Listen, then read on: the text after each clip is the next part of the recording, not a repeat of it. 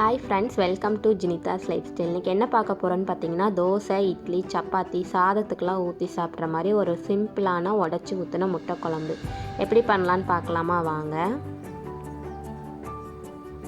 இப்போ இந்த குழம்பு பண்ணுறக்கு அடுப்பில் ஒரு பாத்திரம் வச்சுருக்கேன். இந்த பாத்திரம் நல்லா சூடானது. இதில் கொஞ்சமாக எண்ணெய் ஊற்றிக்கலாம். இந்த எண்ணெய் நல்லா சூடானதும் இது கூட 1/4 ஸ்பூன் சோம்பு சேர்த்துக்கலாம். இது கூடவே ஒரு பட்டை, ஒரு பிரிஞ்சி இலை, பொடியாக கட் பண்ண 2 பெரிய வெங்காயத்தையும் சேர்த்து நல்லா வதக்கி விட்டுக்கலாம்.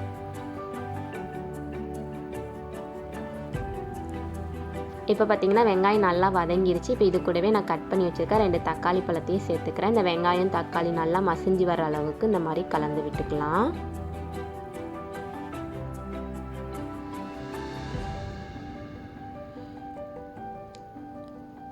இப்போ பார்த்திங்கன்னா வெங்காயம் தக்காளி நல்லா மசிஞ்சிருச்சு. இப்போ இது கூடவே நான் 1 ஸ்பூன் இஞ்சி பூண்டு பேஸ்ட்டு சேர்த்துக்கிறேன். இப்போ இந்த இஞ்சி பூண்டோட பச்சை வாசனை போகிற அளவுக்கு நல்லா கலந்து விட்டுக்கலாம்.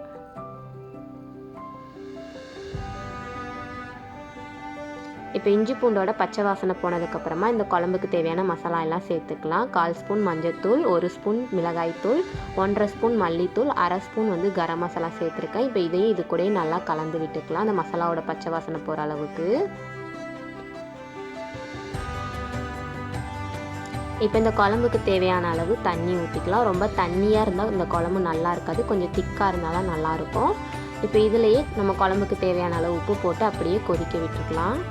இந்த குழம்பு கொதிக்கிறதுக்குள்ளே நம்ம இந்த குழம்புக்கு தேவையான அளவு ஒரு தேங்காய் பேஸ்ட்டு மட்டும் நம்ம அரைச்சிக்கலாம்.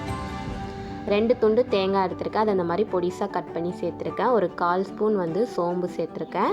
ஒரு 5லேருந்து 6 முந்திரி போட்டு நல்லா நைஸாக தண்ணி ஊற்றி இதை அரைச்சி எடுத்துக்கலாம்.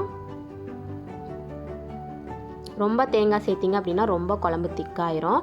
இப்போ பார்த்திங்கன்னா குழம்பு நல்லா கொதிச்சிட்ருக்கு. இப்போ நம்ம அரைச்சிட்டு வந்த தேங்காய் பேஸ்ட்டை இது கூட சேர்த்துக்கலாம். நான் கொஞ்சம் குழம்பு திக்காக இருக்குது அப்படிங்கிறதுனால கொஞ்சமாக தண்ணி எக்ஸ்ட்ரா ஊற்றிருக்கேன். நீங்கள் உங்களுக்கு எந்த அளவுக்கு திக்காக வேணுமோ அந்த அளவுக்கு சேர்த்துக்குங்க. இப்போ பார்த்திங்கன்னா குழம்பு நல்லா கொதிச்சு ஓரளவு எண்ணெய் பிரிஞ்சு வந்துருச்சு. இப்போ இந்த ஸ்டேஜில் நம்ம ஒரு முட்டையாக உடச்சி இது கூட சேர்த்துக்கலாம். முட்டை எப்போவுமே உடச்சி ஊற்றினோன்னே கரண்டி போட்டிங்க அப்படின்னா முட்டை குழம்போடு மிக்ஸ் ஆயிரும். ஸோ ஒரு 5 நிமிஷம் அப்படியே மூடி போட்டு விட்டிங்க அப்படின்னா முட்டை நல்லா வெந்ததுக்கப்புறமா நம்ம பொறுமையாக கரண்டி வச்சு கலந்தோம் அப்படின்னா முட்டையெல்லாம் உடையாமல் சூப்பராக இருக்கும். இந்த மாதிரி ட்ரை பண்ணி பாருங்கள்.